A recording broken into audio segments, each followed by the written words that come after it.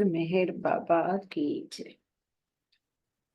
So today, we last time we missed reading those paper publications and magazine publications, as we had decided to read each session 1 or 2 pages. But because Gangde sir was also in Lucknow, I was also in Lucknow. So today we'll start session with those pages, what was published in the papers and magazines. It is page number 282. Oh, okay. Different now. Yeah, Gangre sir, I'm Yeah, sorry, I cannot present because somehow my email is, it it's is okay. queued I up. got the pages. I got the pages. Yeah, You do. You have it. Let's see. yeah, I'll Did you? still try, but he will read it, Mr. Gangre sir. Gangre Yes. sir, yeah, Uh, yeah. let me Jai find. Meher Baba. Jai Meher Baba. Jai Meher Baba. Page number, this is 282.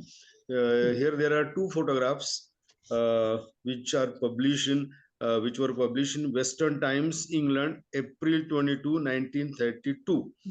The first photograph, Shri, below it is written, Shri Meher Baba, the new Messiah, who had sworn himself to silence for 7 years, is in retreat in North Devon and has chosen East Chalakombe, Combe Martin. He is here seen with followers of his cult.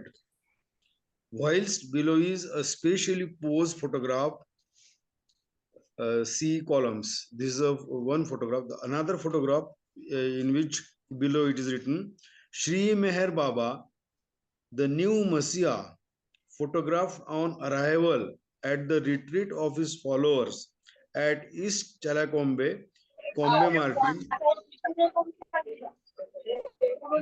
Combe Martin, North Devon. And this is also, it is published in Western Times, England, April 24, 1932. This is page number 282. Now we will go towards the page 283. Now these are the this is a news item from the Western Times, Friday, April 22, 1932. The new Messiah in Devon. Meher Baba's message to England.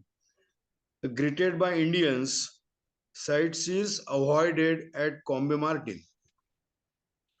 Swirling gusts of sea mist swept across Combe Martin Sunday afternoon when Sri Meher Baba, the Indian new Messiah, who has established a retreat at East Chalakombe, arrived. The Meher Baba reached Combe Martin from London by car at 3:30 and he escaped the attention of the Combe Martin sightseeing that had anticipated his arrival at later hour. A special path. Walking with his secretary and a small party from the retreat, Meher Baba proceeded through the muddy lanes and gazed admiringly, admiringly at the wild flowers that were in bloom on the hedges. Reaching the stiles, the Baba was assisted over them by members of the retreat. From West Chalakombe, a special path had been made which diverted from the ordinary route and was ankle deep in mud. Mr. and Mrs. Starr met the Baba near the retreat and walked one each side of him. The Baba greeted them heartily. As he reached the retreat, Mr. Kenneth Ross, brother-in-law of Mr. Starr, played Scottish bagpipes to the farm. At the summit of the hill, the party halted and were photographed. The Sri Meher Baba's long black hair streaming in the wind as he was posing for the cameraman. A thick altar coat was coat protected him from the bitter northeasterly wind. Nearing the retreat, a group of 7 Indians dashed across the Kabis to greet him, and he shook them warmly by the hand. A galaxy of gorgeous blooms made the plain interior of the farmhouse look beautiful, and the devotees of the cult waited in hushed expectancy for their leader to arrive. The Baba's message. Permission was immediately solicited by our representative to interview the Baba on his arrival, but he was informed that he would not see any press representatives that day. Asked to give message to England from the retreat, Sri Meher Baba declared through his interpreter who worked on an alphabet that coming to this retreat is the coming home, is like coming home. Here spirituality is made practical. I find the atmosphere and training here result in ideals being reached. Head and heart must go together. Physical, mental, and spiritual equilibrium must be achieved to ensure permanent results. For the present crisis to pass away and matters become normal again, the West must understand the importance of spiritual development and must realize divinity in every phase of life, in art, science, nature, and the daily routine. Infinite consciousness must be experienced. Then only can there be peace in the real sense of the word. But if, as at present, only the material aspect continue to be stressed, then there will be still greater discord, which will cause untold suffering. Then there is a second news, the new Messiah's retreat in North Devon. This is in Burna Temple Saturday. My visit yesterday to the retreat at East Chalakombe, Combe Martin, to inquire of the arrival of Sri Meher Baba, the new Messiah, was a disappointment to me. This is from the correspondent. I was expecting to find all sorts of weird things. I had read that the Meher's bed was of wooden construction on a cement floor, and I was under the impression that the members of the retreat were weird people. I was frankly disappointed, for on my arrival, a messenger of exceptional culture announced my arrival to Mr. Starr, and later a lady of superior class conveyed me to the bungalow in a most courteous manner as if I was a guest. I found at the bungalow interior many baskets, chairs, and books of various writers. But what caught my attention were the wooden forms and beds. They were strongly constructed and capable of resisting any weight. Everything was simplicity. I had not been there long before Mr. Starr arrived, and I made my introduction. He was the essence of my intellectualism, and his piercing eyes upon me caused me to wonder whether I should be well received or not. But Mr. Starr talked with ease. He told me that if I was seeking sensational journalism, I should not find it at the retreat. Mr. Starr went on to explain about report that had been published with regard to the Baba's bedroom, stating that a freelance reporter must have seen the wooden made bedstead on the cement floor in the bungalow and had come to the conclusion that it was the place for the Baba. First to see bedroom. No press representative, he said, had yet seen the Baba's bedroom. And if I take you, you will be the first press representative to see it in the country.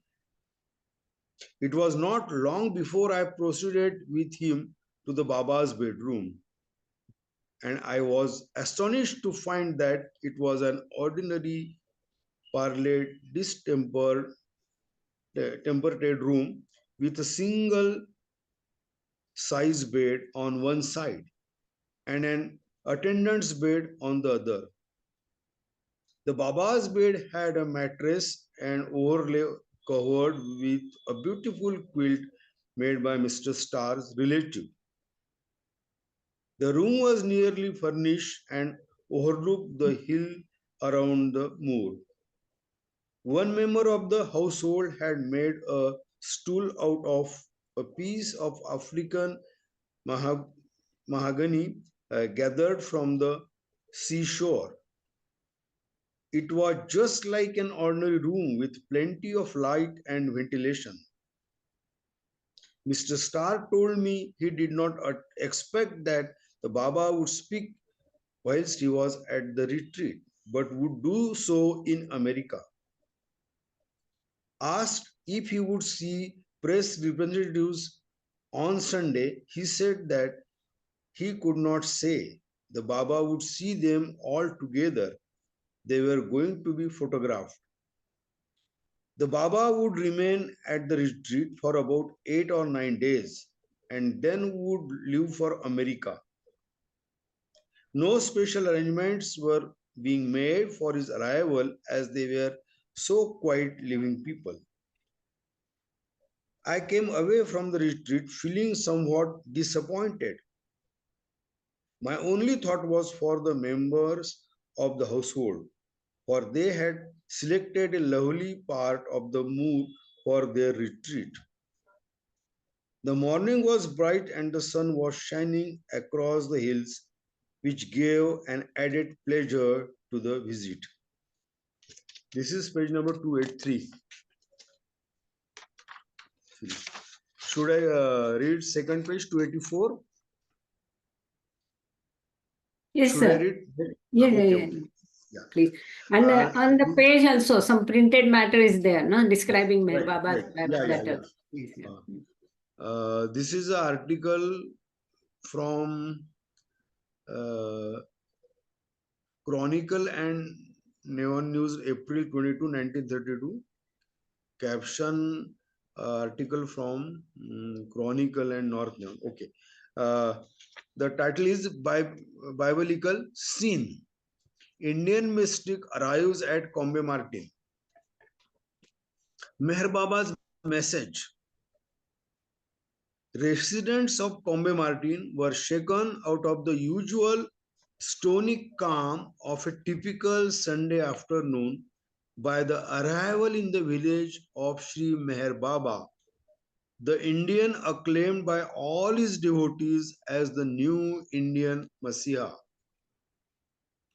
A chronicle representative was privileged to be invited to East Chalakombe farm to witness the arrival of Sri Meher Baba, and the spectacle as the procession neared the farm almost beggared description.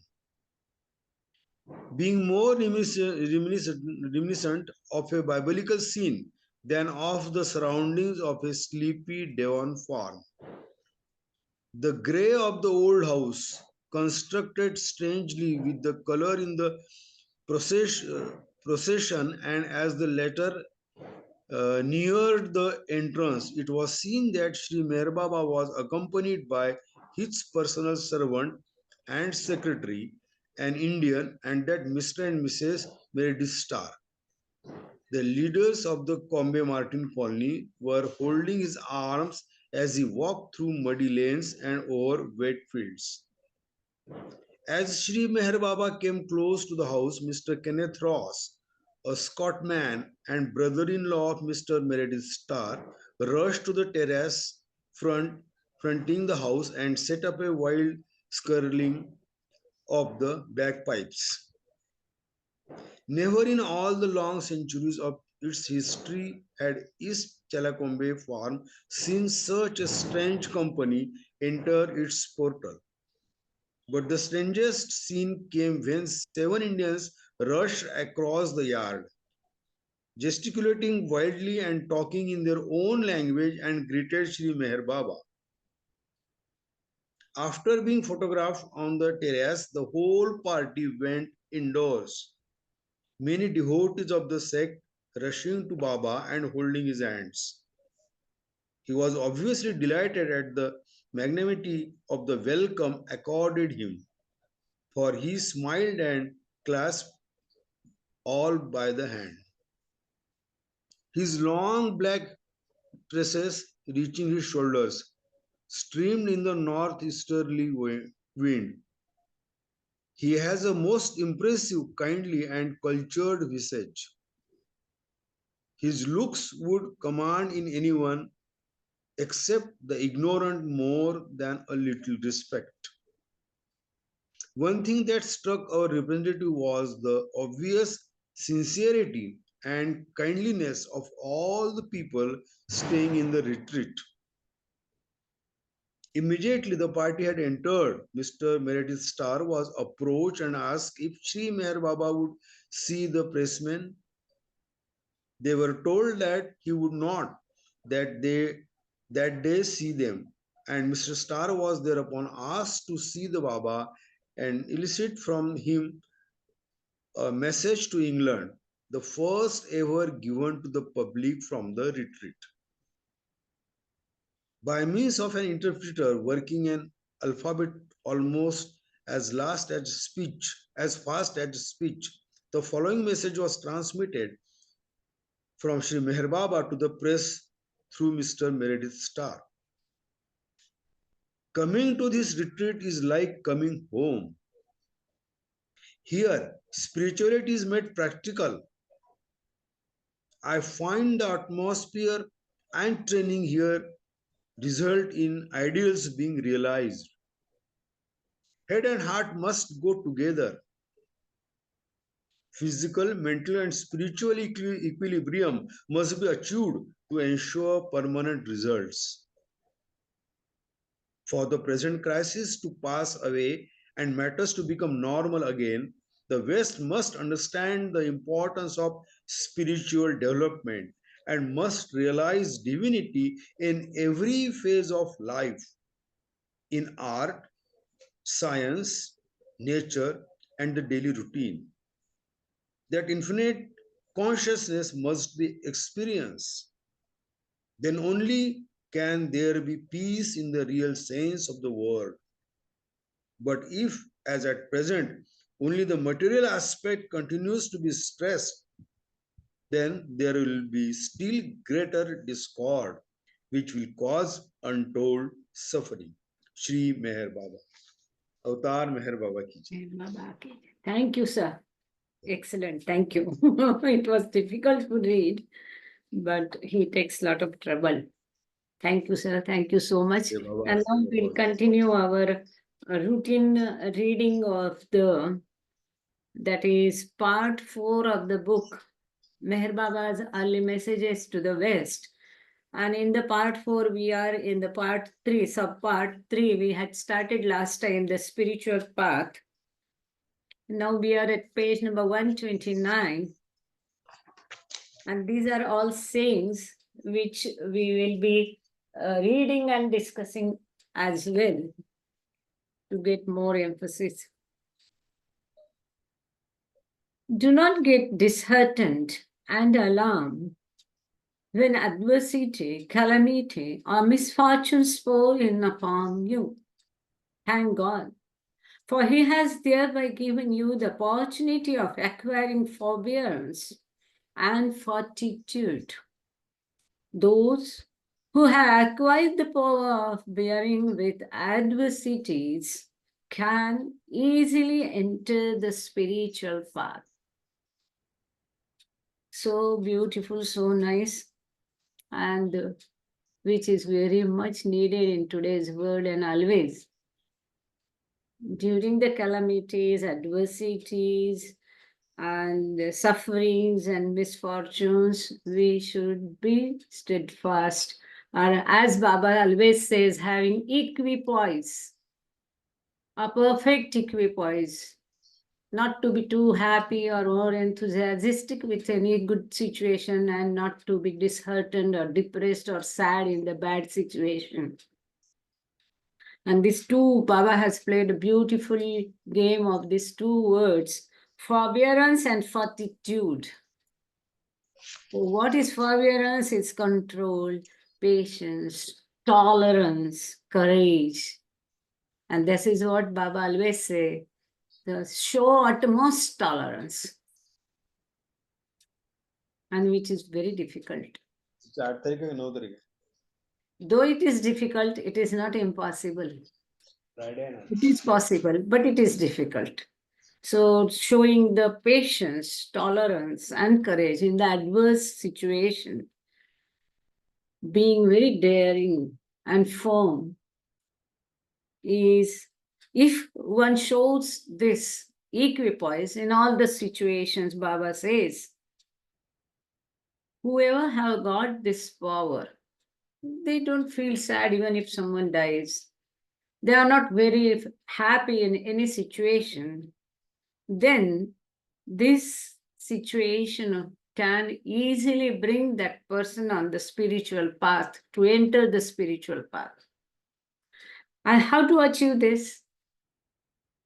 When and if we find it difficult to be calm and equipoise, or we face some calamity, we have to tell ourselves, this is all nothing but illusion. It's not real. And that helps us. And these days will also pass. That is another solution. So anyone will like to say anything, because this is a ongoing issue, chapter for all, each and everyone. If anyone wants to share or explain it further. No, I think I honestly like this. It's so beautiful. Well, Yeah. It's beautiful. Yeah, I mean, I yeah, think, sorry, go ahead, sorry. oh, go ahead, Prakash. Go ahead. Finish. No, I just, my comments are pretty loose. I want you to share. Go ahead. Thank you. Oh,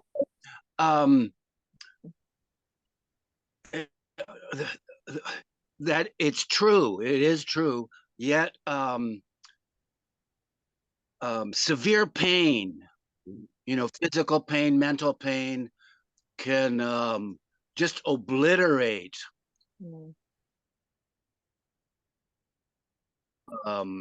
the ability to remember.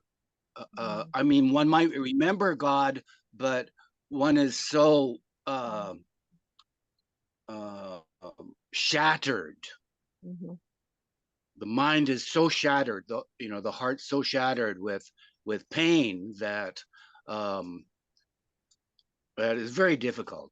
So take the opportunity when you can, to love God, because a severe pain like with some diseases can just make it almost impossible.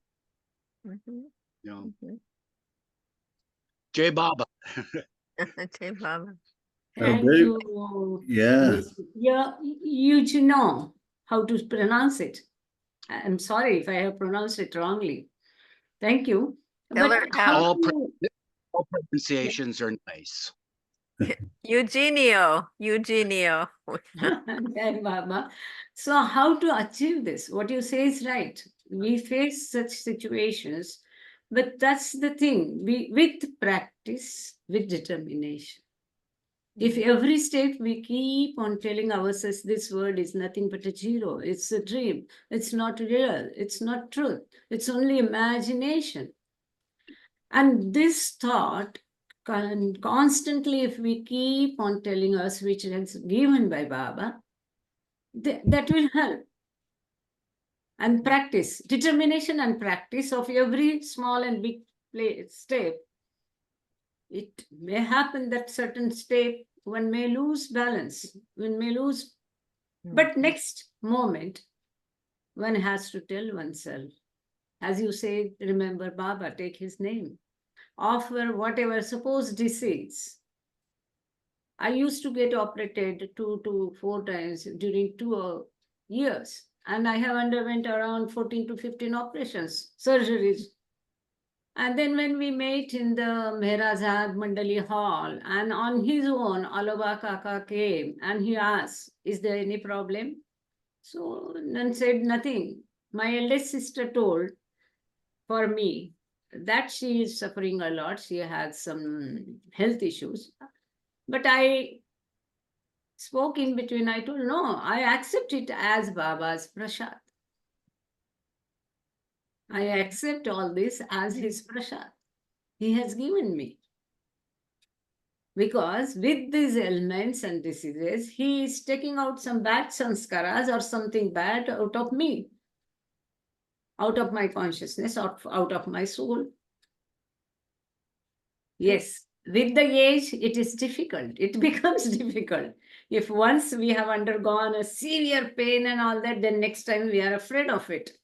With the age, it makes us frightened. But then again, that's the thing we have to tell ourselves. Yes, Mr. Prakash Jai Baba. I mean, I keep telling the same thing to myself and my people here. It's so critical. I mean, that not going, to the extreme. If I suffer, if I feel happiness extremely, then I literally establish that the opposite side exists. So that oscillation, if we can only make it less and less and not be disturbed too much by anything, pleasure and pain, then we can handle it. But like Eugene said, I totally agree. When extreme stuff happens, everything is out of the window. But then what happens is, like you said, Meherkrupaji, conscious practice. I mean, to say just what you said, that all this is something he gave to lessen our pain, eradicating pain through pain. So that kind of thing. Jai Baba. Thank you, Mr. Prakash Jai Baba. Anyone else? Marsha? You want to say something? I was going to be quiet, but I've been like, I Your firmly face believe that says when you so. become, can you hear me? Yeah. Yes. When you become complacent and you're like I've been like sleeping a lot and resting, and when I go to bed, I get these terrible leg cramps, and he gets me out of bed, and then I think he does that so that we don't like stay in one place too long. It keeps you moving. I'll start cleaning or, taking his name or doing all this stuff, but like, it's just, he's with you every moment, this is all an illusion, is true. But then he kind of wants to wake you up to what you're supposed to be doing. Because we're here for a reason, right? Anyway, I'm getting off, so I'll stop. I know Yeah. I have a friend who says every time, he gives you a hard thing and you get through it, and then he ups the ante. He finds something harder to. I mean, she laughs, and we can laugh, and that helps. Helps to laugh about it and understand that. Yeah, What else can what you can we do? do? You're in it We- for the ride. We're all in the same boat, and he's jabbing all of us because he wants us to achieve a higher consciousness, and we can get stuck like looking out at the ocean. Oh, this is beautiful, just lay out on the couch, and then all of a sudden he goes, rah, and like, oh, sorry, I was disrespectful. I didn't get up for every arti. I didn't do this. And then he says, well, you don't have to do rituals. So like, okay, I just try to do your best and love God and trust and have faith. That's all you can do because it's his movie. We're in his movie. We're in a big movie, illusion movie. But there's a purpose, right? He says it's going to end beautiful sometime, I think.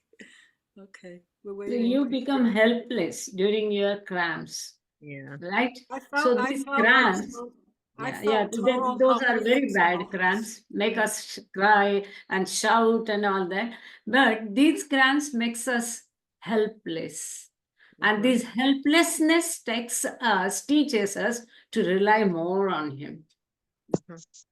He definitely wants us to rely totally on him, good and bad, everything. And that's hard to believe, you know, like you don't want to put everything on him, but he wants you to do stuff for yourself. You know, you have to do stuff for yourself. Like you can get lost in the woods and find your way out, but he's watching you, but he wants you to get out on your own, like to use your tools. He doesn't want you to be like, "Oh, Baba, take care of everything," you know. No, making you fine tuning us, you know, like cleaning us. We're his mop. I feel like a mop. You know? Yeah. Say, Baba. See, there is one story, beautiful story in mythology of Mahabharata about Draupadi.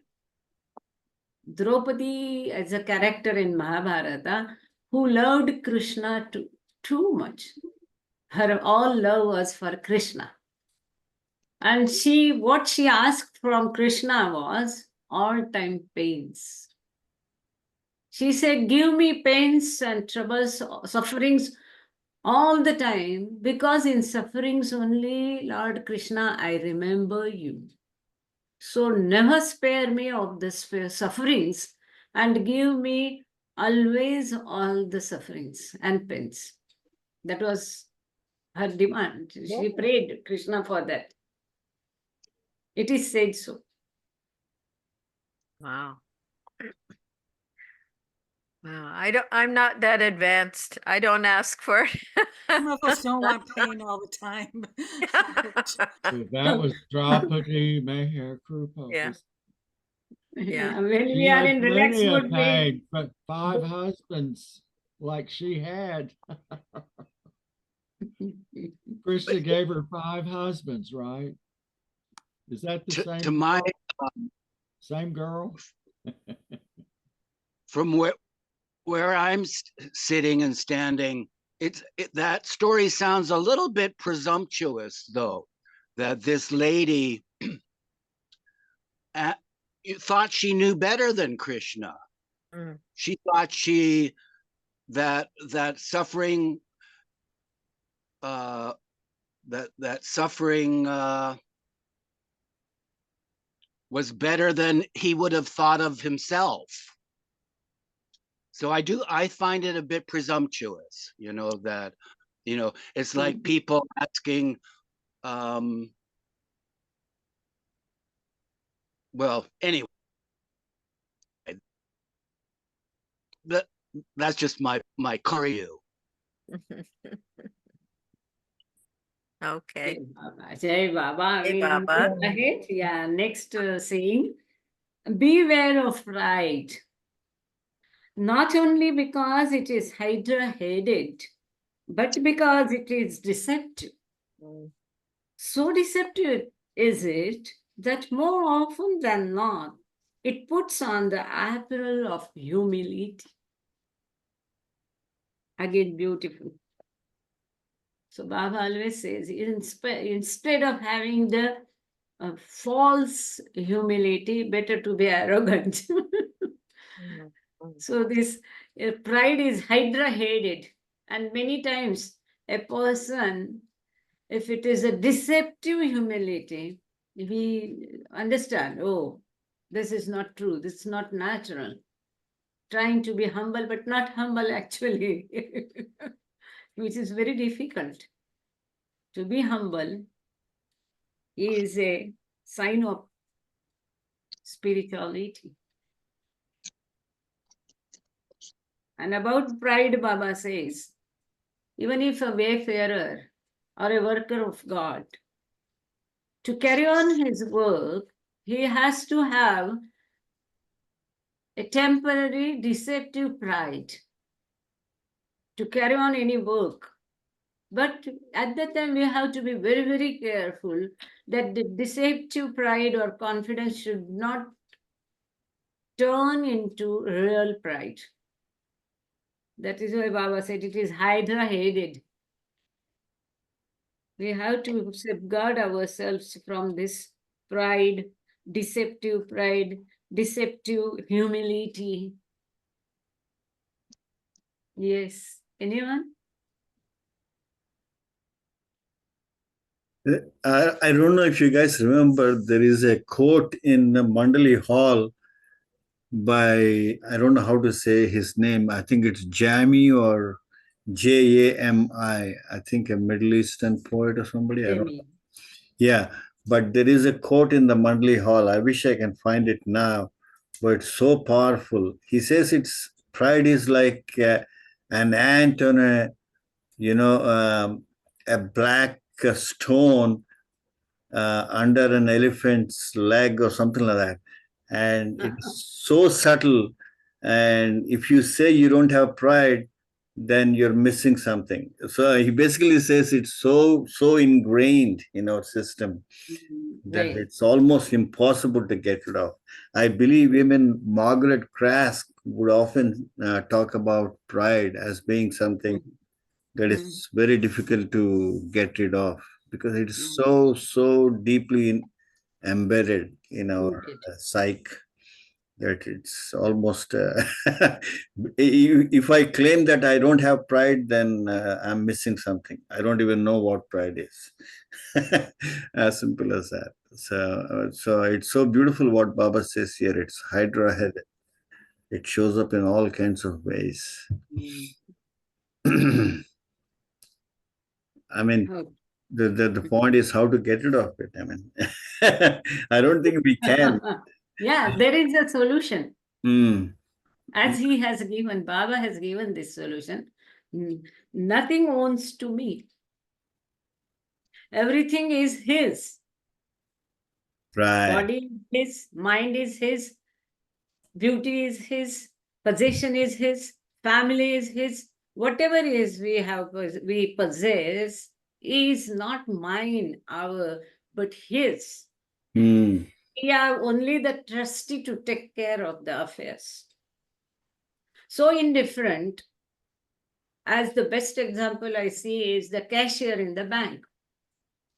Bankers learn this automatically to be indifferent towards the things and not get involved in the things. A heap of notes and coins will be in front of you, but it's not yours. You know it. Your only duty is to safeguard it. It should be tallied. Your only worry as a cashier is to tally. In the same manner, if we think nothing is mine, but everything is owned by him, it is he. He is the doer. It is he who talks. It is he who sings. It is he who helps. It is he everywhere. And that also again with the practice and with conviction. Yeah. That full conviction should, oh no, without him, I cannot even breathe. My very breath is his. That's beautiful what you said. Yeah. Just conscious practice of knowing that he is a doer. Yeah. Yeah. Let him have the pride, not us. He's in the universal. Yeah. His ego Yeah. can never be destroyed. It is only terminated in the universal ego. The false or separative ego is finally terminated into the real ego. It has to be. If God is there, real ego is there. So his ego is a universal ego, without which universe cannot run. Beautiful. Thank you.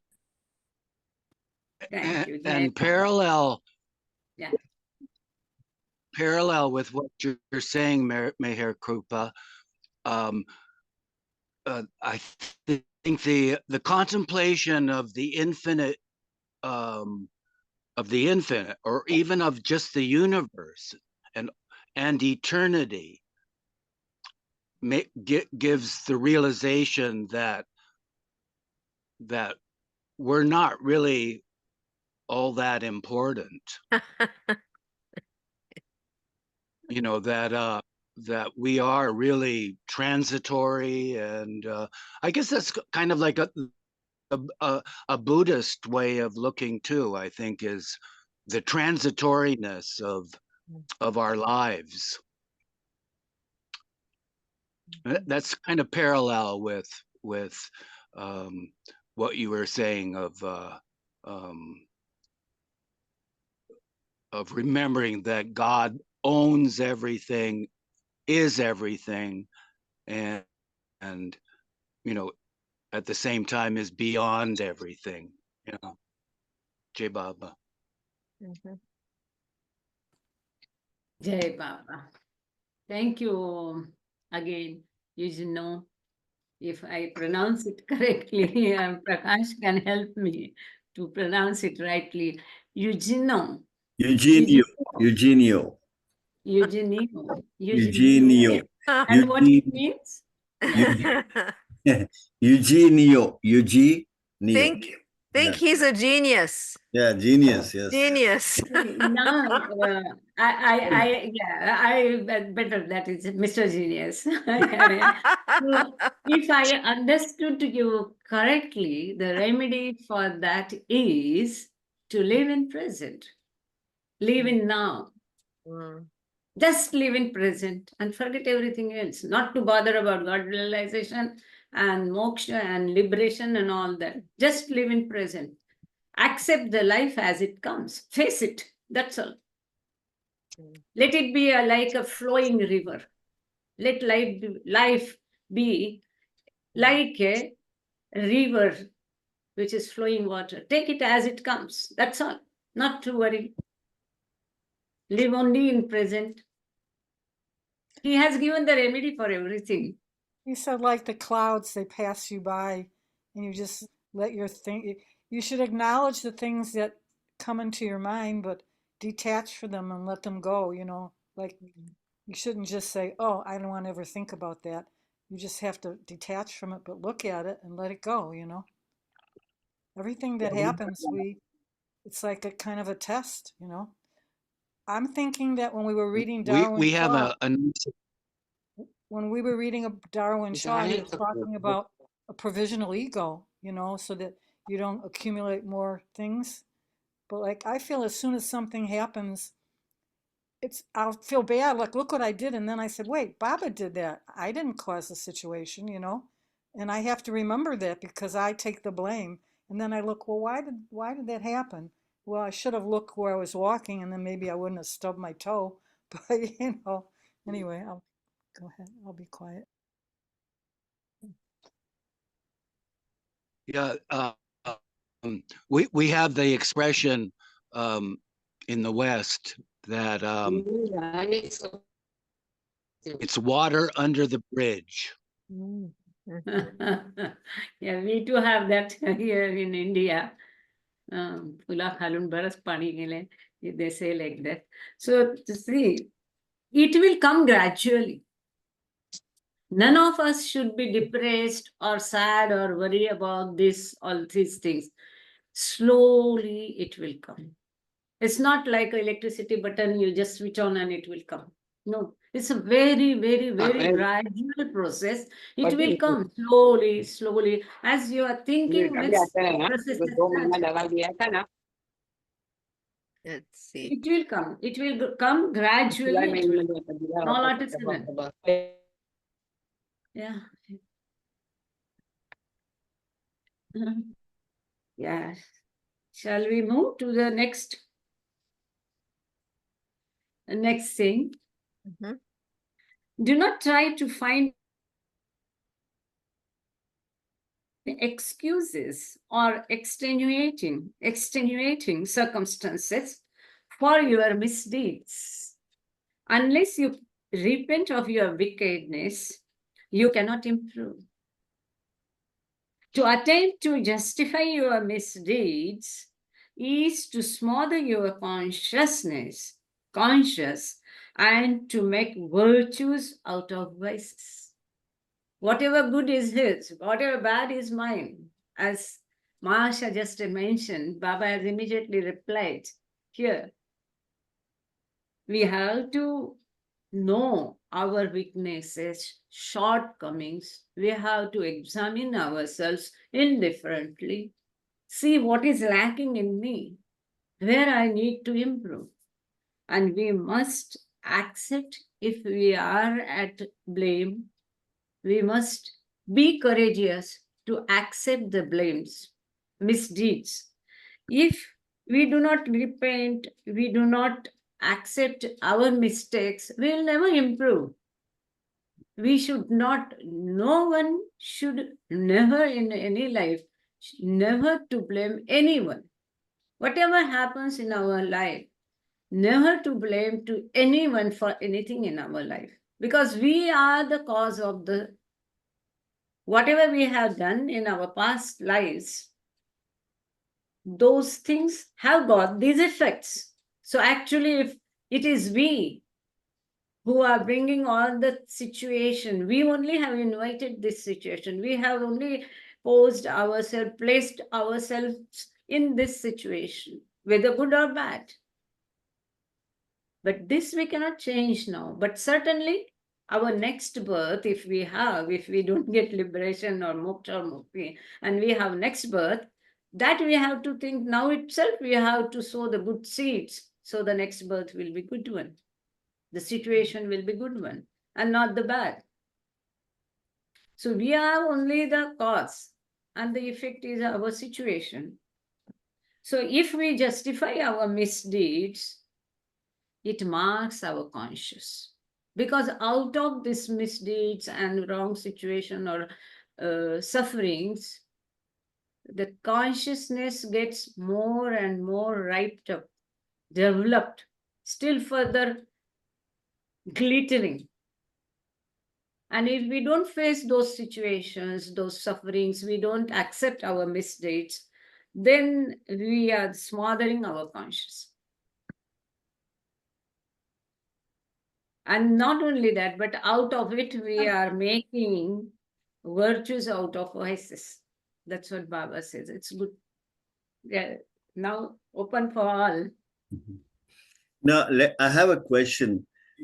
I totally understand what is said here. It's beautiful. I better take my responsibility and feel that I have to change and improve and all that stuff. But in the earlier one, sorry if I'm posing a very crazy question, but because in the last one we talked about that he is a doer of everything, and here even that wickedness is also part of his doing. How do you reconcile these two? I mean, I know I'm not understanding it perfectly. Yes, Baba has told that when we say that our past karmas only is the cause, and because of that, whatever it happens. And Baba also says, accept everything as my will, accept it happily, face it happily. So Baba was asked this question. So how to correlate this, the effects of karma and divine will? What is true? Whatever happens is because of divine will or because of karma? So Baba has replied beautifully. Where from law of karma came? Who has made this law of karma? God only has made this law of karma. So whose will is it? The law of karma is the will of God. So law of karma is part and parcel of divine will. Even though, see, like a section and subsection. So divine will is a main section under which comes the subsection, law of karma. So even if everything happens due to law of karma, it is because of law of karma is designed and formed by the God. So ultimately, it is in that divine will. So everything happens in the divine will. So he is the doer. That's love. But there also, then again, but see, as Baba says, there is nothing good or bad. But only when we attain God realization, then there is no duality. So there is no good and bad and opposites and all that. But till we attain it, till we attain that status, for us, good and bad, misdeeds, good deeds, all is there, and we have to go by ethics. That's beautiful. Thank you. Thank you. He is a big trickster. He made law of karma. Oh God. All right. Thank you. Jai Baba. See, Sheri Arji always used to say, खुदा का दस्तूर बाल से भी बाका होता है. These are the words, his own words, he told to Manimai. खुदा का दस्तूर बाल से भी बाका होता है. It's not easy. To walk on this way is like walking on a very thin string. Balance, not this, not this. But every time we have to accept what he says and believe and convict. Yes, Mr. Genius.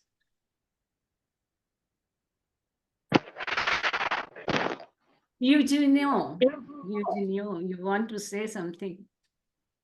Oh yeah, I just wanted to say I appreciate very much the prayer of repentance. Just for the reminder of to look at my own selfishness and my own hatreds. So it's a daily reminder. And I'm sure it is for all Baba lovers, just because Yes. because we're all so sweet.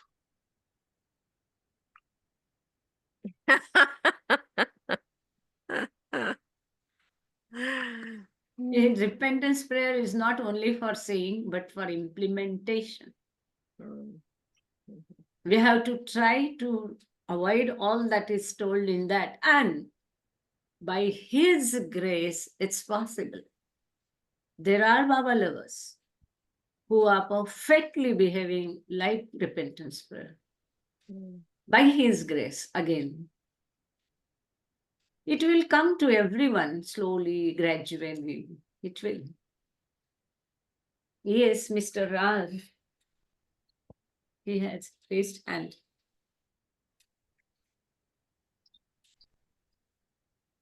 Ralph, can you unmute? Meher, would you mind repeating those words? Again, yeah. Yeah. And were they Baba's words, or Baba is he reciting someone else saying, like Rumi or Hafiz? What we are Quran reading are Baba's words, Baba's sayings. But that saying is like this, it goes like this. Do not try to find excuses or extenuating circumstances for your misdeeds. Unless you repent of your wickedness, you cannot improve. Unless you repent for your wickedness, you cannot improve. To attempt to justify your misdeeds is to smother your conscience and make virtues out of vices. Yes, these are Baba's words. And make virtues out. Yes, you know what that reminds me of? The Five Beans family. The Five Bean family. Bao story. Bao used to tell, and the Five Beans lived at, I think, at Kushru Quarters, and the father was a judge. And what was their name? Kulkarni? The family? It's Kilnanis. The Kilnani family. So the father was a judge or a lawyer or both. What? I'm not sure. Anyway, he saw how things were unfair, rather corrupt even, and he had to lie. So I used to say, liar means lawyer. And how does one get by? So how does one get by in such a world that's how does one get by in such a world that's full of corruption and lies? And if you don't and find yourself in a position, you have to commit or lose your place or lose your place in that you lose your role or concede. Val said sometimes it's best, he would say, and I can't say I agreed with him, but I can't say that I could do better, make it improved in you know, in the workaday world. So the misdeed is you might lie, try not to hurt anyone in the process. You see, you know what I'm saying then? It's tough to say extenuating, do not try to find excuses or extenuating circumstances for your misdeeds. Do not try to find excuses or extenuating circumstances for your misdeeds. So if you say, Bob, it was a tough spot, I had no choice. I had to bluff, I had to lie, I had to play the hand as it to get through the role. And then to Mani at Mirazad. Thank you, Mr. Ralph. You She said told that. a stranger traipsing through the countryside, and he came and Mani saw him out at near the well at the edge of the garden at the back of Mirazad, you know, facing the Seclusion Hill and that other hill with the temple on it. Mani was out there for something, and she and the fellow said, what is this place? Oh, where it's and she made it up like it's a bunch of mean people. She didn't trust this fellow, and she made up, you know, how they had guns and big strong men to see the fellow on his way. And I said, but you told us swap her. But she said, but it's justified because I didn't want to jeopardize our security. That he was just, I didn't feel he was sincere in his inquiry, that he might have alternative motives for asking such a question. So, you know, maybe to rob us or take advantage of us. Yeah. Jai Baba, Mr. Ralph. Jai Baba. Good that you mentioned. I know Mr. Khillani very well. He and my father were friends. Mr. Khillani was a judge. My father was also an advocate, lawyer, but he never fought a case from the wrong side. He never lied. He never took money from the poor. So it is possible. Being in this world, that's the thing. No? That is the uncommon thing. Now, you might have read Everything and Nothing. There is a beautiful chapter in Everything and Nothing. The heading goes, The Pearl Diver. Do you remember? Pearl Diver. How many are there? How many are there in the world? How many follow Baba? How many are there in the meeting? And how many truly try to walk on the spiritual path? Baba himself has told, spiritual path is not a bed of roses. It's a very difficult, hard path with full of thrones and stones and ups and downs. Uh-huh. A common man, a coward man cannot do it. Something if you want to achieve, which is divine, one must has to go through the pains. It's not easy. It's not so easy. It's not straight. It is difficult, very, very difficult, but it's not impossible. Why I'm telling so with the force, I was a banker. I never availed a leave with giving false reason in my leave application. Take from smallest things to the biggest things.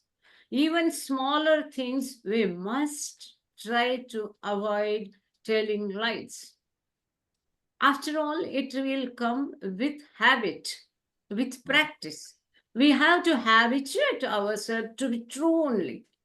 We have to make a practice. And now we have to tell our kids, grandsons, we have to tell others, let the whole world do whatever they want. Yeah.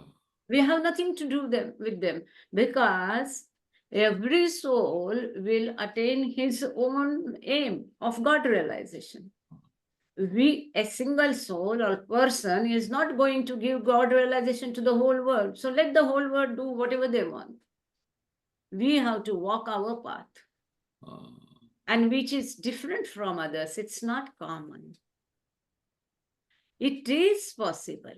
Everything, not lying, not hating, not to do backbiting. Each time you feel like finding fault or backbiting, we have to think 100 times in our mind. By doing this, I am taking on me all his bad or her bad sanskaras. It is so easy.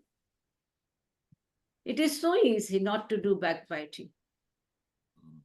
So these things are possible, though difficult. What requires is full determination, practice. We have to habituate ourselves. It is true. Good that you mentioned Khillani, because we used to have lunch together at the time of Amar Tithi. He used to talk with my father. My father never fought a case from the wrong side.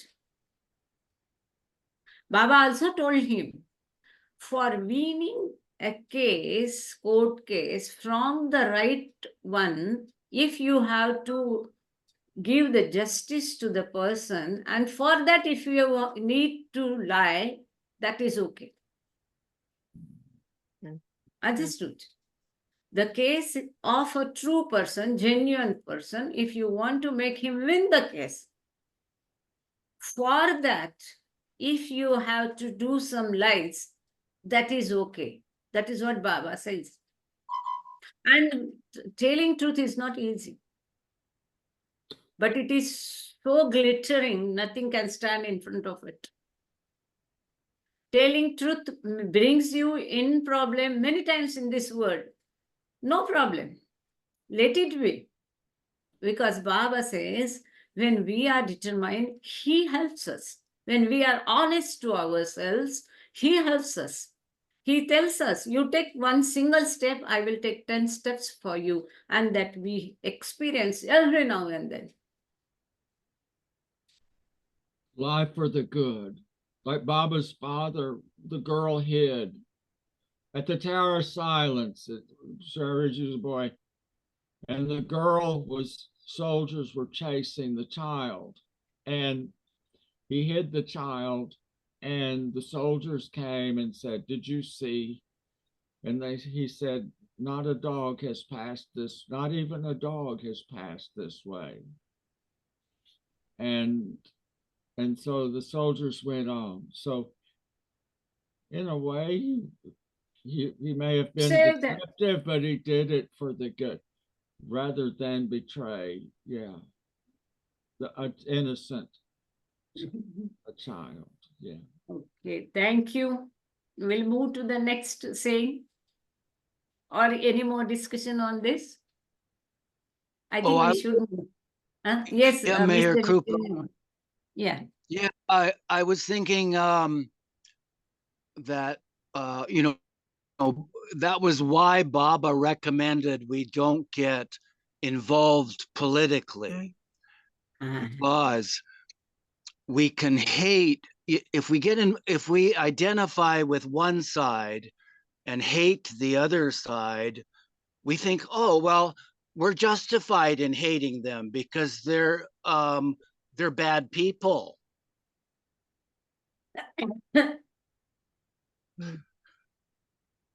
There, what Baba said, how to love God comes to our help. For a good person, anyone will love.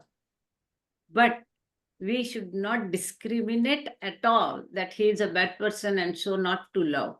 We must try to love whom we cannot love. That is what Baba says, which is very, very difficult. Yeah.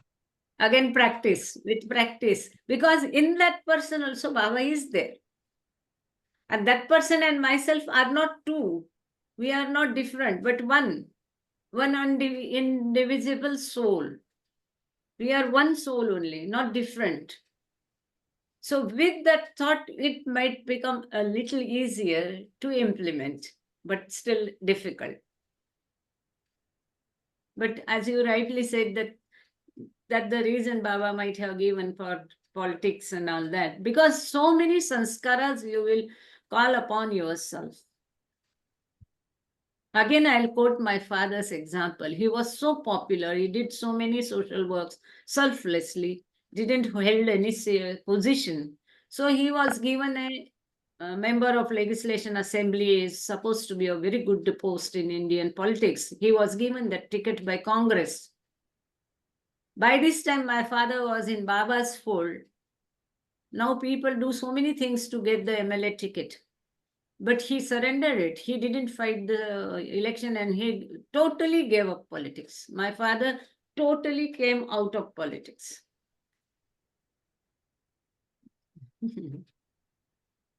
Thank you. Jai Baba. We'll move to next saying. Again, take good care of your body, but do not be a slave to it. Take good care of your body, but do not be a slave to it. If you think constantly of its welfare, you are like the miser who thinks constantly of his gold. That's a beautiful one. Yeah, very beautiful. I liked it very much. Wow.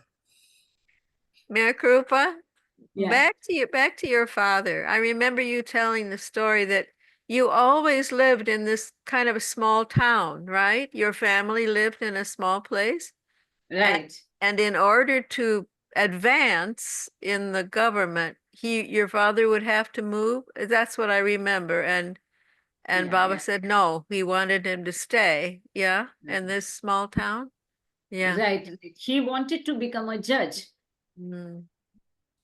because, as we see, he was a principal, man of principles, not to fight from wrong side, not to charge for the advice, free advice he used to give, then not to charge to the poor people, even to make the expenses of court expenses for them. So the financial condition was very, very, very poor. So he decided to become a judge, and he was very intelligent. He would have definitely become a judge. But for that, he has to go from Pathardi, that is in Ahmednagar district, to Pune. And so on his way, he goes and sees Baba, take his darshan, and he was to proceed further to Pune. Then Adi Kaka tells Baba, Baba Bade is going for the interview of judge. So Baba asked him, he said yes. And then Baba told nothing. See, Baba is a master of masters. He knows what to tell, how to tell, and how much to tell to whom. He only said, don't leave Pathardi. Pathardi is the place where we were staying, my father's place.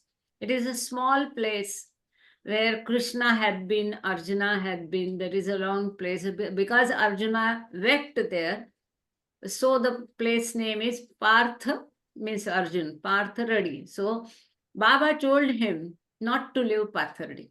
It is a small taluka or block place in Ahmednagar district, just 50 kilometers away from Ahmednagar. You won't believe, my father didn't even appear for interview. He didn't go to Pune, and the same immediately he returned to Pathurdi because Baba ordered him. Baba didn't say not to go for the judge interview, not to become a judge or nothing he said.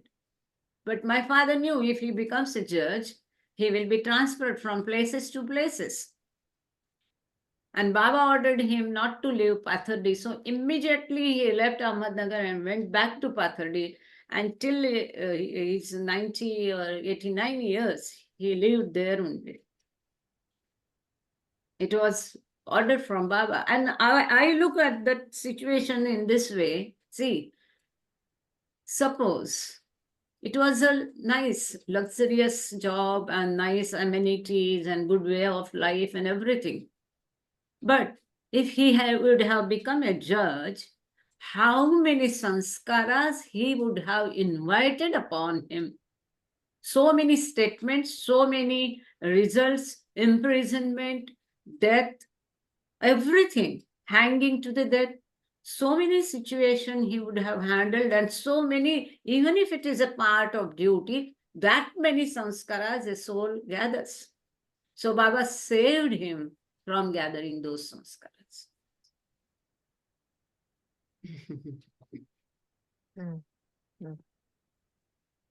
So we were reading here about the health conditions and to take very good care of health, but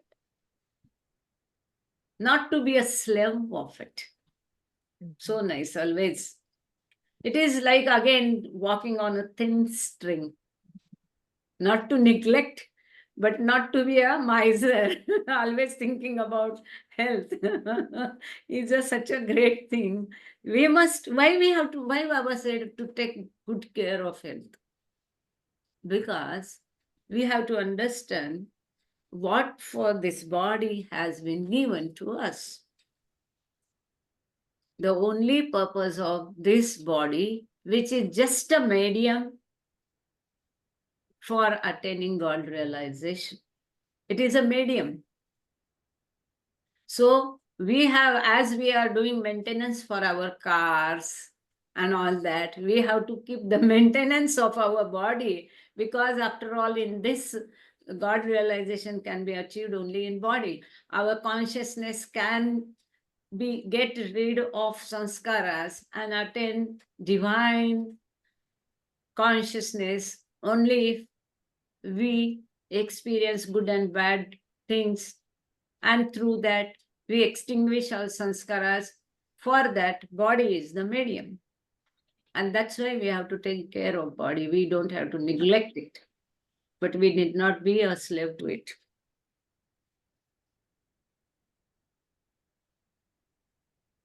Anyone want to say anything? Or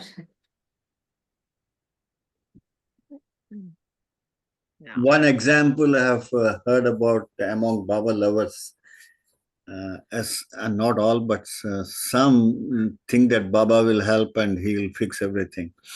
And there was this gentleman, I'm sure you know the name, by name Bapi Raju, who is from a town in Andhra called Tadepaligudem.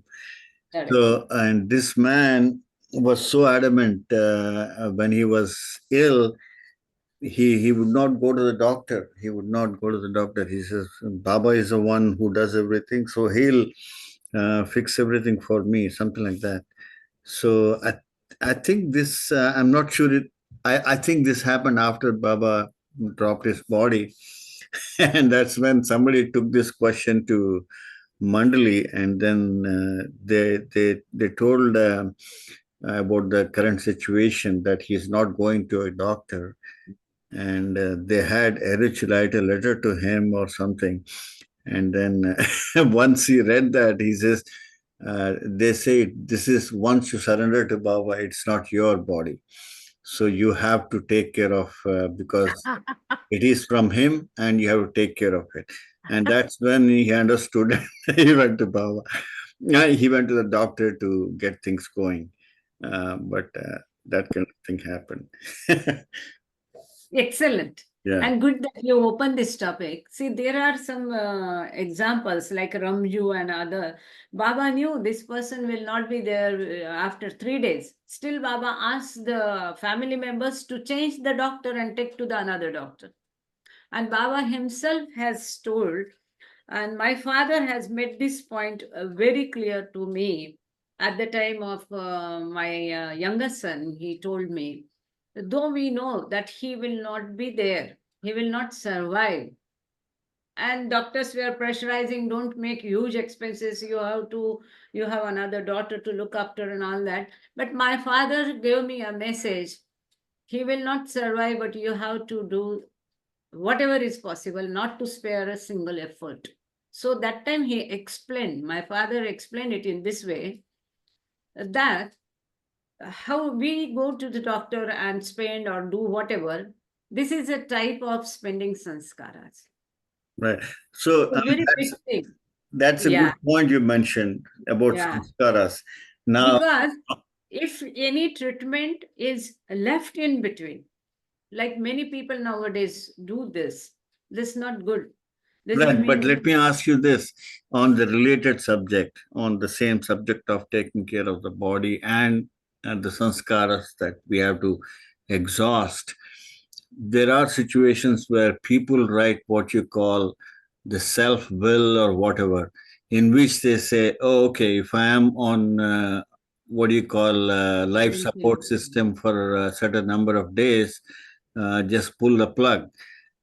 So what do you think about that? What sort of yeah, is that's what I was coming to. This is very important. Good that you brought this point. So my father says, and it is explained somewhere in Baba literature also, if that suppose the sanskara, the treatment of any person is left in between, half done, not fully done, and the person dies, then the remaining sufferings he has to suffer in his next life, because it is incomplete. Okay, his treatment is incomplete. He needed to go for the surgery, he needed to do something, he needed to go see a doctor, needed to take medicine or change the treatment, whatever is to be done, but it is not done. Then those sanskaras remain unspent, and that next birth, that soul suffers more. Again, that soul will have me. At the time of my son, my father told me in this language only, if it is not done now, the next life he will suffer more. So spend whatever money, do whatever you want, whatever is doctor's advice, do as per the doctor's advice. Because otherwise, those sanskaras will not be spent. Simple thing. Those are needed to be spent, extinguished. so that goes for the life support system and people taking decisions to terminate their life if on the life supporting system for more than certain period. Is that also valid? Whatever you said. It happened with him only. Oh, okay. And that was a point of discussion and debate in the family. I think, yeah, what you said is relevant. Yeah, yeah. Yeah. Beautiful. And I can't tell so confidently, but I still feel, see this support system and all that has come recently in picture. Right. If the support, right?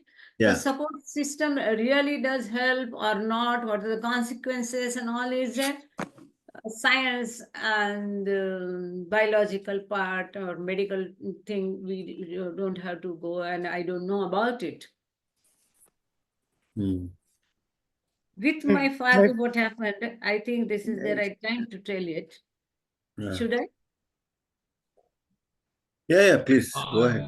Yeah. See, my father, at the age of 96 or so, he breathed his last on 18th November 2023 by taking Baba's name loudly, Meher Baba, Meher Right, Baba, yes. Meher Baba. And consciously and sitting situation, he went to Baba. He breathed his last in the house. He collapsed, and we know that he is now no more. And he was telling since morning. Rather, a few days before also, he called us that now it's my time and you come and meet me.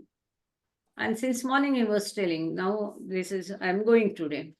So it is said that only saints go in a sitting position and all that. So he was lying and he sat, and then he was continuously taking Baba's name, Meher Baba. He used to take Baba's name even in his deep sleep also.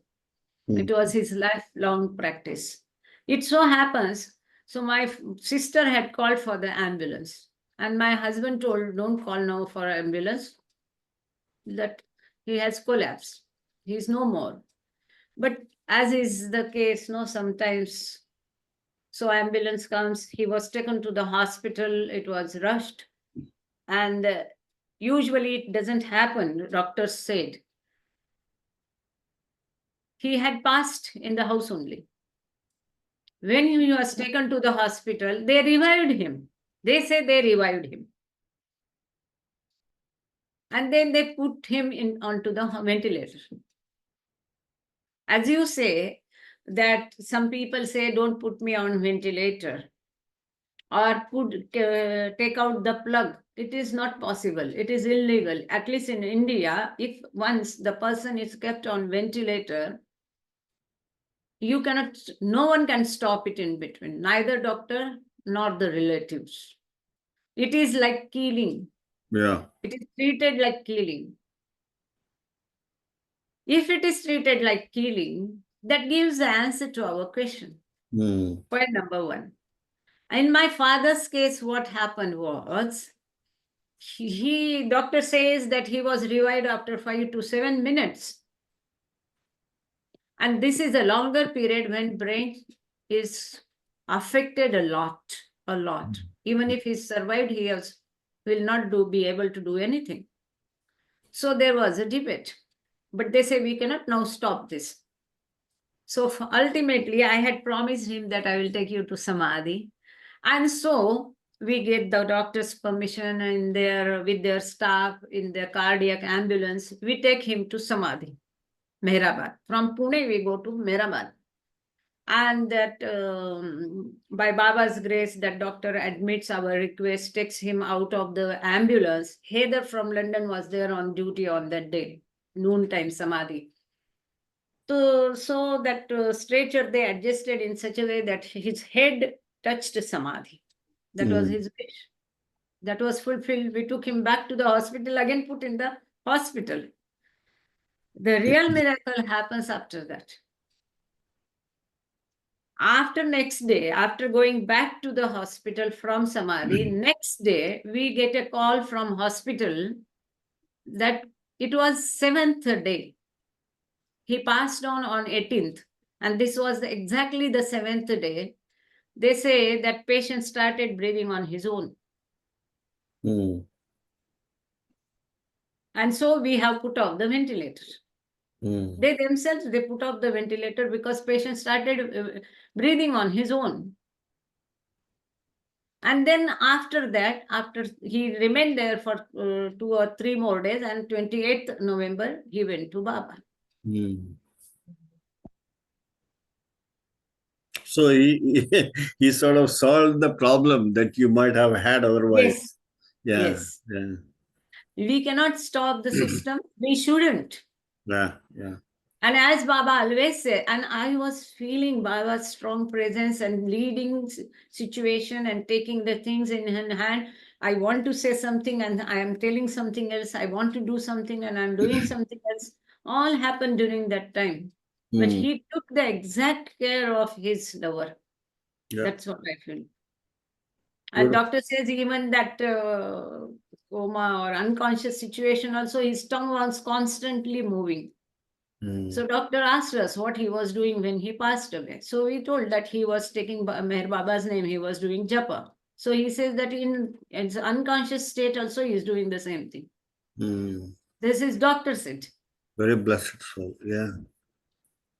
So it shouldn't, whatever possible, one must do. Yes, definitely, it's a very painful thing, should not be put practically and all that. But as just now we discussed, this path is not easy. If we want to do the things, it's not easy. Those are definitely difficult. Yes, Rosalie. It's actually Jonathan. I'm here with Rosalie. I have a kind of another situation medically wise. My dad's father was a doctor, and my father was always very health conscious. And he would, whenever he was faced with a serious situation health wise, he would always get 3 opinions, 3 doctors. And then he would make his decision, what to do. And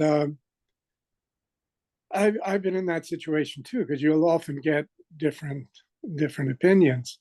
And there's certain procedures that are authorized by the AMA or whatever, by certain things, and then there are alternative treatments. And there are alternative treatments that are offered by fully accredited doctors, medical doctors in their particular fields, but they're open to other alternatives. So it's possible to get possible to get a wide array of possible directions to go in treating oneself.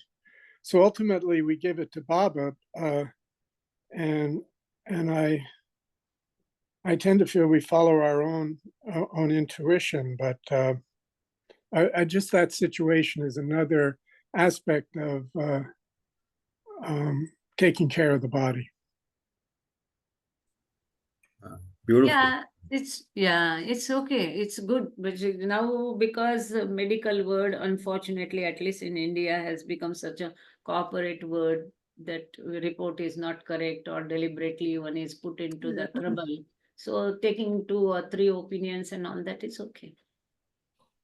Yeah, it's okay. I was just saying, I was just wondering though, because, in terms of, because in each one of those opinions you get, Baba is present. These are people who, you just have to assume that they have integrity. They want to help people. They have gotten training. They have certain guidances. They rely on certain studies and not other studies because they're this credible or not credible or whatever. And so you're dealing in a situation where you really do have to just look within and do your best to give it to Baba and then accept the results.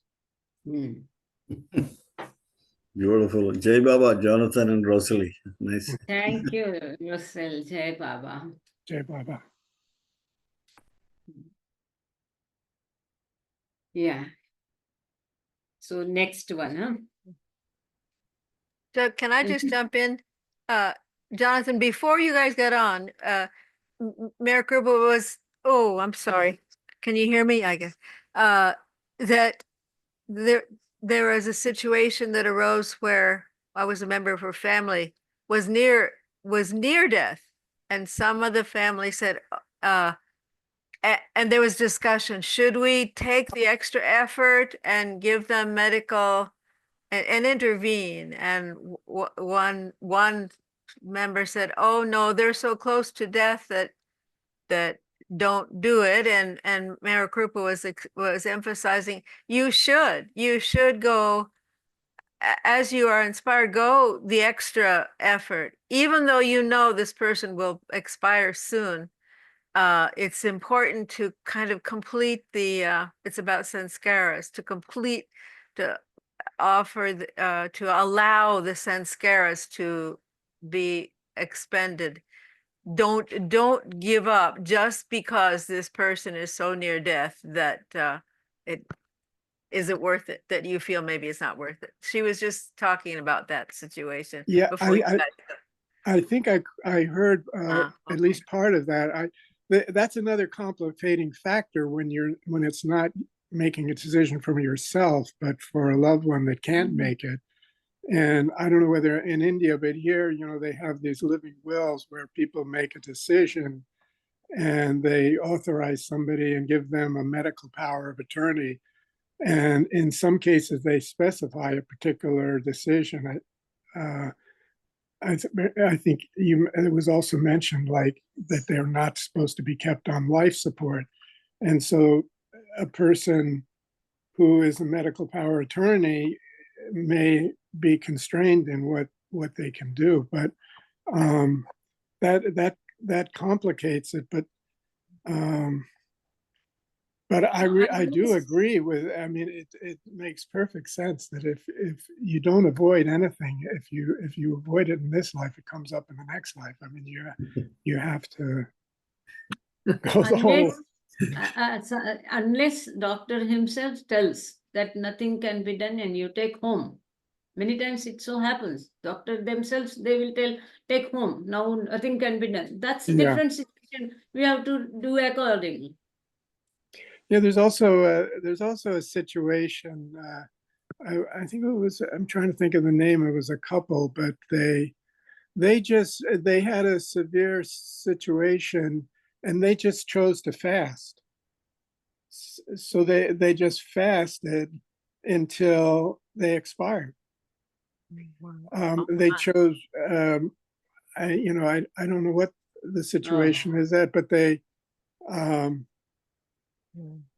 Wow. It is beautifully explained in Baba's literature. How the Baba explains about the advantages and disadvantages of death. Beautifully, Baba has explained about death there. I think it is Listen Humanity. And another also, some book, it is in The Sparks of Life at its Best. I think it is in Life at its Best. Baba says, when Baba explains the advantages of death, that what death teaches us, if we fully understand what death wants to teach us, it can save our many more lifetimes. Many more births it will save. But because in a second slap, everything is snapped away from you. Your possessions, your identity, your own physical body, everything is snapped away, your friends, relations, your possessions, everything. And so many things. So, but that doesn't mean that we ourselves should invite death or die. That is very wrong. Yeah. That is like a suicide, killing ourselves, which again is very, very worst situation.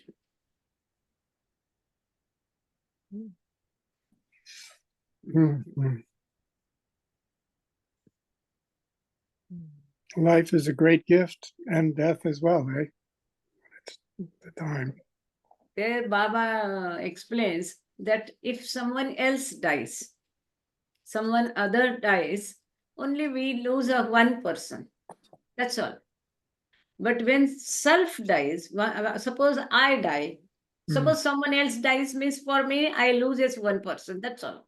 But when I die, in a second, all my friends, relatives, Baba lovers, all my contacts, all my possessions, all my qualifications, all my achievements, within a second, everything is snapped away. Even the physical body, which I say this is my body, I don't say that this body is called Meherkrupa. We say, I am Meherkrupa. I am Mr. Prakash. We identify ourselves from this body. So that physical body also we have to live. Within a second, everything is kept here only. And still, people don't understand. The whole life we run after this and that and so much want to gather the things and possessions and everything. Anyway, so we'll read this last saying, and I think we have to time to stop. I don't know. So this last saying of this, the spiritual path was last saying is vegetarian food and milk assist the development of the divine nature in man, whereas eggs, meat, alcoholic drinks, and fish tend to excite the animal nature in man. Straightway Baba is supporting vegetarian food, and non-vegetarian food changes your mind, your sanskaras naturally. See, vegetarian food means what we will have? Vegetables. Where sanskaras are less. Vegetable is also, that vegetable also has life. So if I am cutting coriander, I feel very bad. I am cutting coriander. But that coriander has little sanskaras. But if someone is cutting fish or chicken or whatever it is, or egg, that animal has more sanskaras, which are very dark sanskaras. Those are consumed by the eater of that non-vegetarian food. But taking pride, if I am a pure vegetarian and taking pride in it is also not good. I am vegetarian, very good, but I should not be proud of it. Oh, I am vegetarian. That I learned very late, that I should not be proud of it, being vegetarian. But Baba straightway says that excite the animal nature in man, non-vegetarian food. And this I am telling in front of all all of you, but it is written by Baba in this book. This. Mhm. My sister was in Russia for 10 to 12 years. There you don't get vegetables and all that. That is old Russia. So we used to dry at home vegetables and send it. And that she used to take there. Anyone wants to say anything about this vegetarian and non-vegetarian food? No, but I think Baba also said what goes in doesn't matter so much as what comes out, in the sense what you say and what you do. So to some extent, Baba has given some leeway.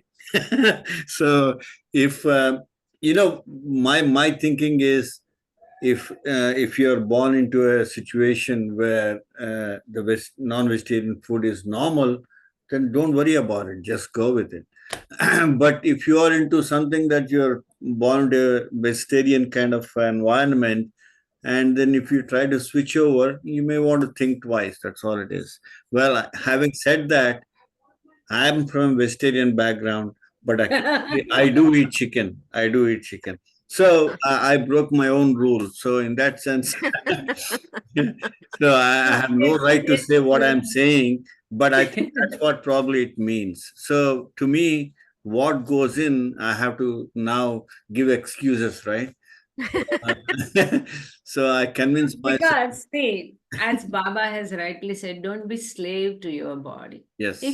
If we can survive on vegetarian food, Yeah. why to go for non-vegetarian? It is just the tongue's demand. Right. If I can stay just by taking some vegetable, why I want sweet?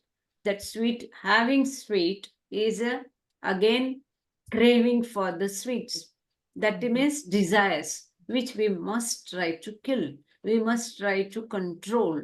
Where Baba says Sanyam, control. Baba has explained the importance of control again in the Life at its Best. Those are also a saying based book. That is also a saying based book. So when we take this leverage, that no, I can do, on some certain conditions where you cannot survive without it.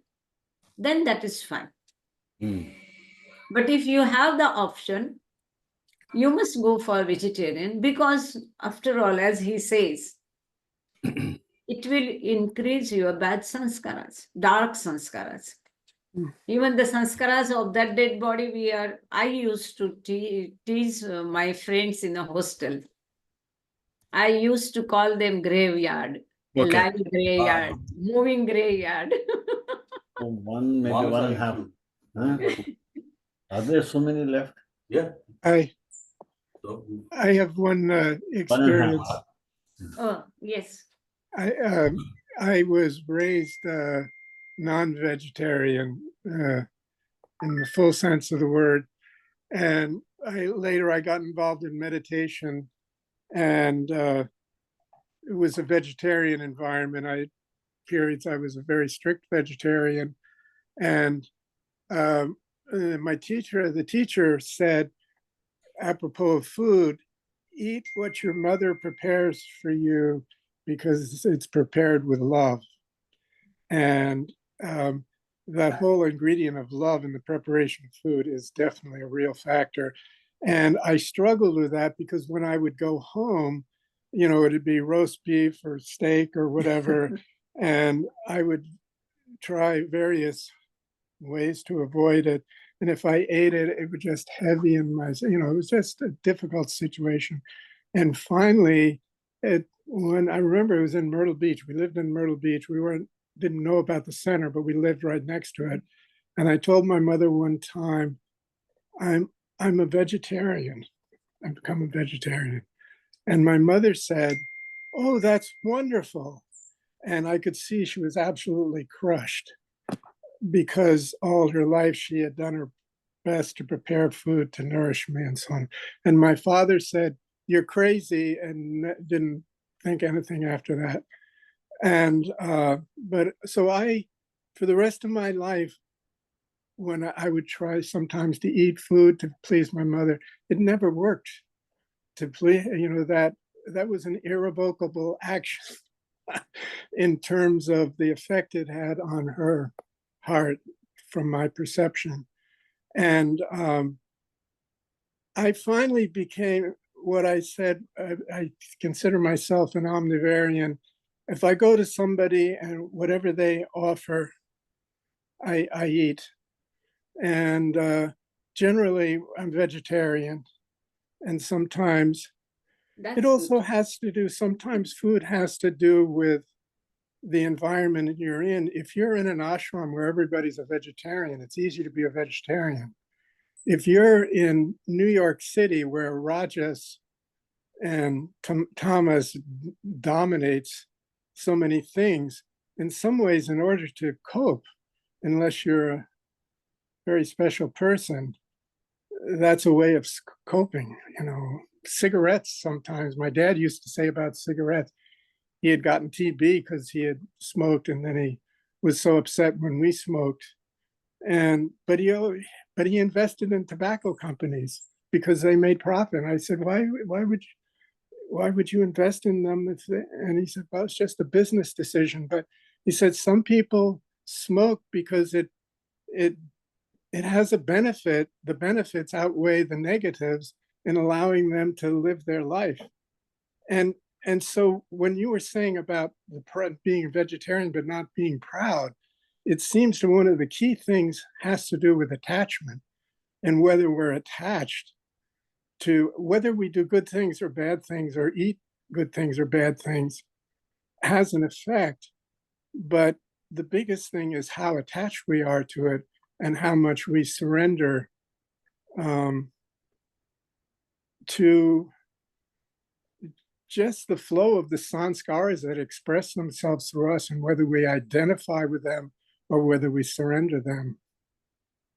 Again, smoking comes under taking care of health. No, I understand. I smoked and then gave So- up. I have one comment to what Jonathan said.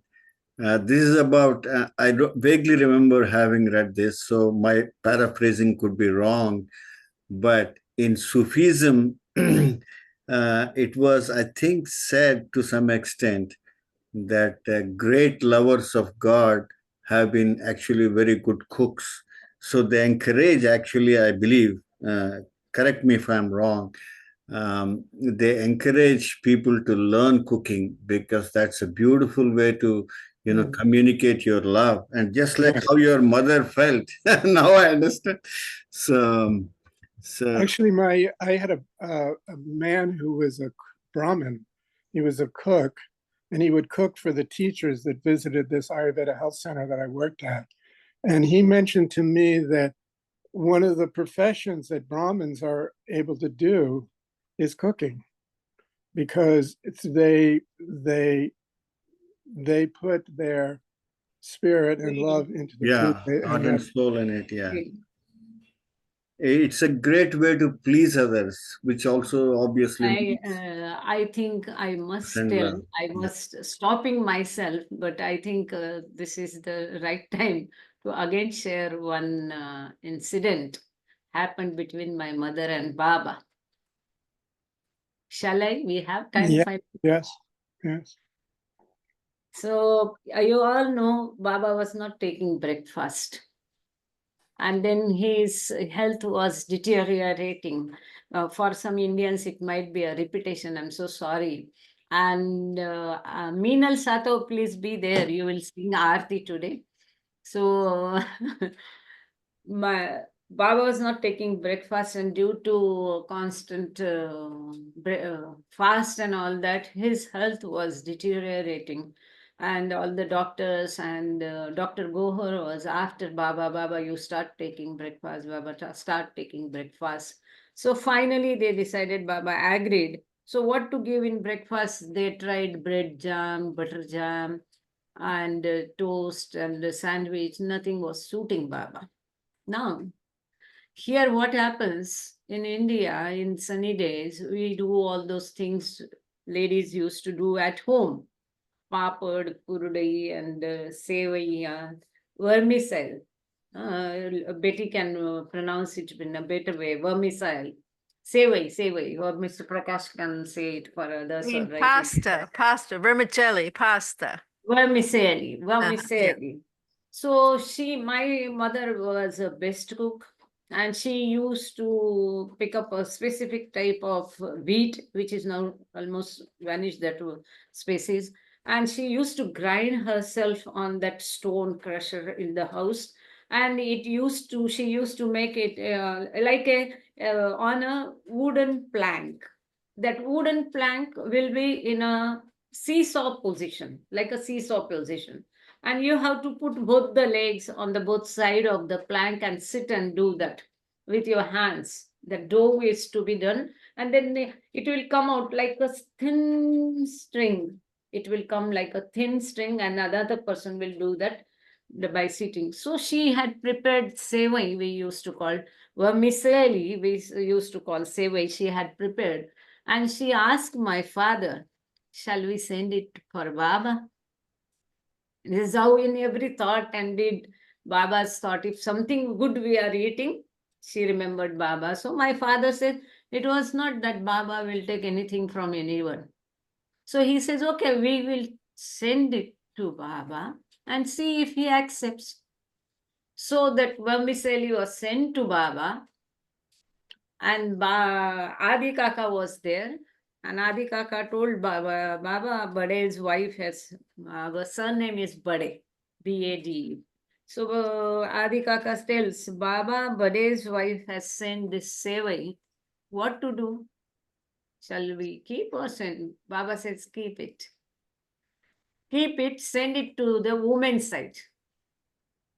Send it to the women's side and ask them to give it to me tomorrow in the breakfast. And then Mehramai didn't know how to cook it. There is a video on this. Mehramai's video is also there. But she has forgotten the name of Misili that time.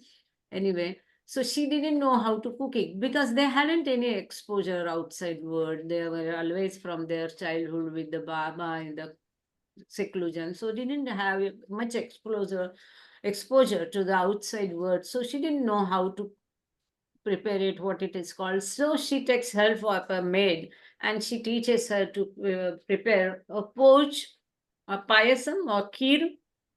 What should be called? Poach. Ah, So, yeah, she teaches Meramai to prepare it with little milk. It has to be boiled. It's ready within no time, just 5 minutes. And then add some sugar, and that's all. It's like a sweet poach, huh? Payasam. So Baba, it was given to Baba next day. Baba took it fully and finished it. So women Mandali were so happy that in so many days Baba has had something now first time. So Wow. daily they started giving it to Baba. Daily morning they started giving whenever Baba is not fasting. They used to give this vermicelli to Baba in breakfast. It remains because it is like noodles. So now it was about to end. So they were very happy that Baba is taking something regularly. So Dr. Gohar writes a letter to my father that thank you so much, and vermicelli was very nice, and Baba is taking it regularly in his breakfast. If it is not troublesome to you, if it is not, see the wording, if it is not troublesome to you, with the same quantity of the salt and same wheat and same procedure, can you send some more? Because they were worried if something changes, Baba might not take it. So they writes to my parents to send it more for Baba. And again, my mother used to prepare, and with the big iron tin, as you have seen, no, Baba is beating the drum. So like that, they used to prepare, dry it, and fill in the box and send to Baba. And Baba used to take it regularly. Now it so happens, younger to me is my sister. And at that time, my mother was carrying her. And she was preparing this vermicelli. And her mother, my grandmother, visits her and she says, in this condition, you should not prepare. You go away, I'll prepare. And she prepares the vermicelli. And that pack was sent to Baba. As soon as that pack was kept near Baba, Baba asked Adi Kaka to write a letter. Baba asked Bade, stop sending sevai henceforth. Stop sending sevai henceforth. Don't send vermicelli hereafter. So far, my mother was preparing 3-4 years. Baba took it regularly. As soon as my grandmother prepared, she had not even opened the box. We had not cooked or tested it. He is all knowing. What we were talking about, heart and soul and with love and whatever way it be, the Baba used to have food. Baba's food used to be prepared separately. And only few persons were allowed to prepare food for Baba. Is it not? Main ingredient is love.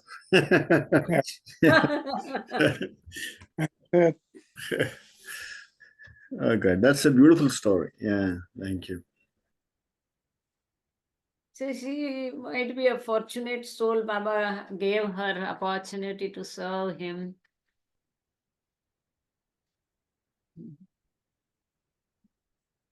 Okay, so shall we conclude the session? It's Next, wonderful. we'll read on service after 15 days. We'll read on service. And today, anyone wants to say anything? It's been a wonderful session. My Oh, goodness, yeah. so many subjects. Wow. I'm glad we're recording it. I agree. Yeah, Very, you very full. Yeah. Yeah. So I'll request Meenal Satav from Thane to sing Baba Arti. Jai Baba Meenal. Jai Baba Meenal, are you there? Yeah, she's there. Meenal. जय बाबा मीनल सातव. जय बाबा, जय बाबा. हा जय All Baba. Baba lovers, Jay Baba. Hey, Baba. Wish Aarti, can I sing Oh Glorious? आपले हे म्हणणार कुठली? मधुसूदनची जहा कल्पना दे. दीनदयाळ मग. दीनदयाळ चालेल. अवतार मेहर बाबा की जय. बाबा की जय. आवाज आहे okay. Thank you Baba. Thank you Baba. Thank you all of you. या जय बाबा. दीनदयाळा परम कृपाळा हृदय मंदिरिया मेहर प्रभु आरती घ्याया मेहर प्रभु आरती घ्याया अश्रु जलाने धुतले हे मन अनुतापाचे वरती आसन प्रेम भक्तीचे हे आवाहन प्रेम भक्तीचे हे आवाहन बसात यावरिया मेहर प्रभु आरती घ्याया मेहर प्रभु आरती घ्याया रोम रोम शरीरामधला रोम रोम शरीरामधला धूप दीप होनी पेटला अवघे जीवन नैवेद्याला अवघे जीवन नैवेद्याला अर्पण ही काया मेहर प्रभु आरती घ्याया मेहर प्रभु आरती घ्याया काय मागू मी कसला हेतू मागितल्या विना सर्व दिलेस तू एक मागतो तरी परंतु एक मागतो तरी परंतु तुझी कृपा छाया मेहर प्रभु आरती घ्याया मेहर प्रभु आरती घ्याया शब्द पांगळे अपुरे पडती शब्द पांगळे अपुरे पडती मुक्या भावना ओठी अडती कशी गाऊ मी तुझी आरती कशी गाऊ मी तुझी आरती तूच ये गावया मेहर प्रभु आरती घ्याया मेहर प्रभु आरती घ्याया दीन दयाळा परम कृपाळा दीन दयाळा परम कृपाळा हृदय मंदिरिया मेहर प्रभु आरती घ्याया मेहर प्रभु आरती घ्याया अवतार मेहर बाबा की जय. Thank you so much, Meenal. And it has a wonderful meaning. There is a Baba lover in Solapur, Narayan Solapure. And he just went for Baba's darshan. When Baba visited Solapur, he just went to take Baba's darshan. And Baba touched his hands. Until then, he became a poet. Beautiful poems he has written. He has written this art. He has a great meaning. एक एक शब्द तू सांग किंवा तू सांगते का पूर्ण. दीनदयाळा And it is so suitable for whatever we discussed the whole session and last about eating. So Naivedya, the line says, Avage Jivana Arpana hi kaya. My full life is for you. And this life, this body, everything I offer to you. It is like a Naivedya, means what we offer to God after puja. बोल दो दीनदया अश्रुजलाने धुतले हे मन अनुतापाचे वरती आसन प्रेम भक्तीचे हे आवाहन बसा तयावरी या. I call you, invite you with love, and this you respond to this love and come. And I repent for all my misdeeds. What we discussed, that misdeeds we must repent.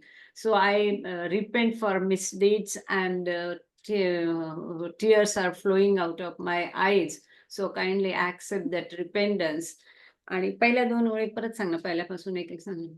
दीनदया रोम रो परमकृपाळा नाही दीनदया परमकृपाळा. दीनदयाळा परम कृपाळा हृदय मंदिरिया मेहेर प्रभु You the Aarti he compassionate ध्याया. one. You are the compassionate one. Kindly come in my heart and sit in my heart. My heart may be filled only with you, and no other desires and things should be in my heart. रोम रोम हा शरीरामधला धूप दीप होऊनी पेटला अवघी जीवन नैवेद्याला अर्पण ही काया. So pura each and every soul of my body is in your love, in your remembrance, and the whole life is offered to you. शब्द पांगोळे अच्छा काय मागुनी कुठला हेतू मागितला. What should I ask you to give? You have given me everything. So much you have given me. There is nothing, no need to ask you for anything. And you have given so much to me. Kaya magul me kuthala hai tum. You have given without asking. You are being giving. एक मागतो तरी परंतु तुझी कृपा छाया. And still I ask for only one thing, and that is your grace, and nothing else I want, but your grace I want. And then शब्द पांगळे अपुरे पडती मुक्या भावना ओठी अडती कशी गाऊ मी तुझी आरती तूच नेई गावया. My words are short in your praise, and try to understand my emotions which have no language, no tongue. शब्द पांगुळे अपुरे पडती मुक्या भावना ओठी अडती. कशी गाऊ मी तुझी How Aarti. can I sing your aarti? You only come and sing your own aarti. तूच येईल.